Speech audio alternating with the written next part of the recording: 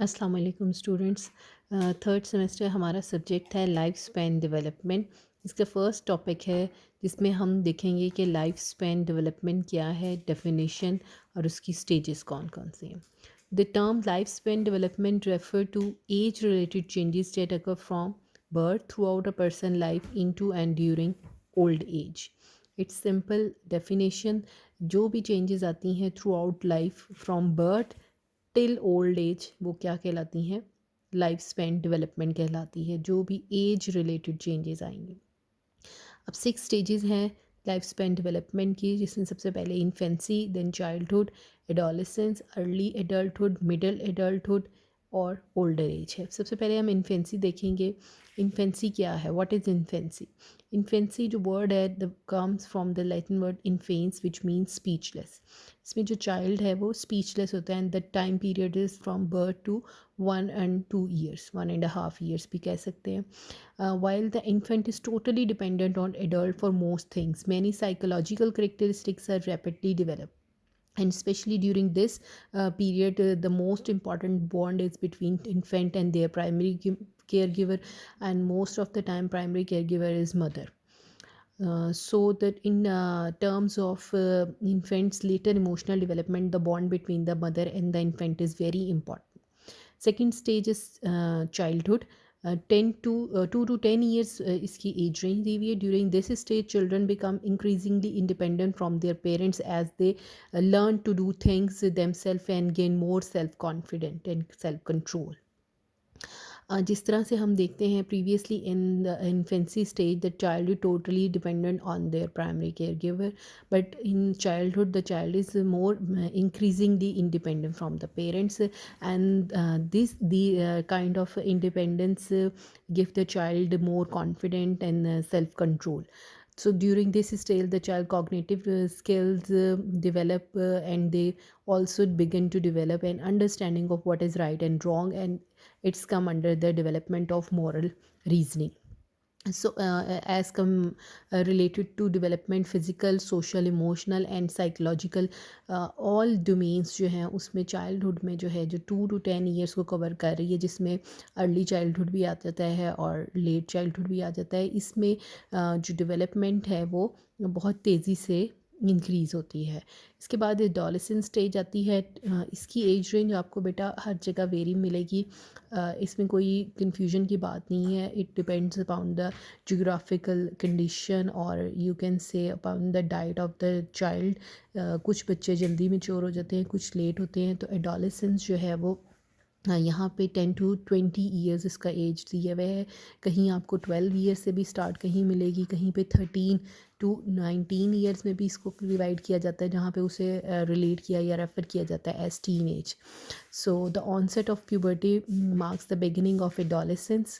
और जो puberty as है इसमें जो भी हम कह सकते हैं जो सेक्सुअल चेंजेस हैं वो अपीयर होना शुरू होती भी इसी स्टेज में है और वो कंप्लीट भी हो जाती है।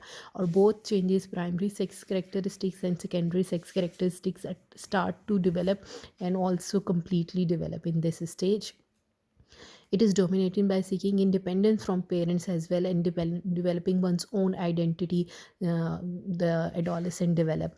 The identity development include the aspect of role definition and responsibility. So, compared to the child and adolescent, thought processes are more logical and complex and idealistic. Abstract thinking develop होती है as well. Early adulthood जो है उसको 20 to 40 years में divide किया गया है. This is the stage of establishing personal and financial independence, and as well establishing and consolidating a career as well. क्योंकि इसी एज में आप देखो कि एक जो एडल्ट है, यंग एडल्ट, उसने अपनी एजुकेशन कंप्लीट करके अपना कैरियर स्टार्ट करना है, and also it's a time for beginning of family life as well. So for many it is the time in which individuals select a partner and develop an ongoing intimate relationship in begin our family. Middle childhood जो है वो 40 to 65 years तक की गई है, कहीं 60 years भी मिलती है. This is a period of expanding social and personal involvement and responsibility, and also the transferring of responsibilities to the next generation. Because old age जो है इसमें स्टार्ट हो जाती है, रिटायरमेंट की एज भी इसमें ही आ रही है। बहुत सी दफ़ा हमें मिडल एज जो है वो 50 और 55 तक मिलती है, और उसके बाद अलहदा से जो है वो ओल्ड एज को रिटायरमेंट की एज में इंक्लूड किया जाता है। तो इस एज में अगर हम देखें तो जो सपोर्ट करते हैं पेरेंट्स अपने ऑफस्प्रिंग को in their development to become mature individuals और मेच्योर सिटीज़न एज वेल।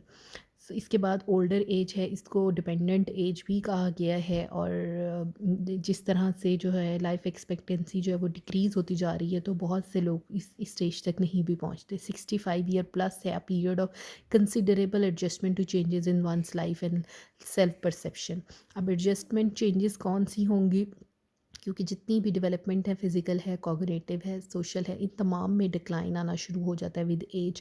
उसके अलावा ये एज जो है वैसे भी बहुत से हेल्थ इश्यूज स्टार्ट हो जाते हैं, तो उन तमाम के साथ जो है वो एक एडजस्टमेंट रिक्वायर होती है चेंजेस के साथ। और इसी तरह से अपनी सेल्फ परसेप्शन में भी इम्प्रूवमेंट की ज़रूरत होती है कि इंसान पूरी ज़िंदगी गुजारने के बाद वो कितना अपनी लाइफ के से जो है वो मुतमईन है या नहीं है। So for many older people this is a very liberating time when they no longer have the day to day responsibility of looking after their children or working।